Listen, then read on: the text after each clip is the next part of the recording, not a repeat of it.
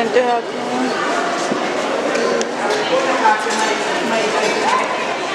Dina. Ipek. Oh, ngiyabonga. Kula phoqo. Uyangala? Ngiyavumelana ukuthi omunye uqinisa isandla baba. Uqinisa isandla. Isandla thina. Ngeke.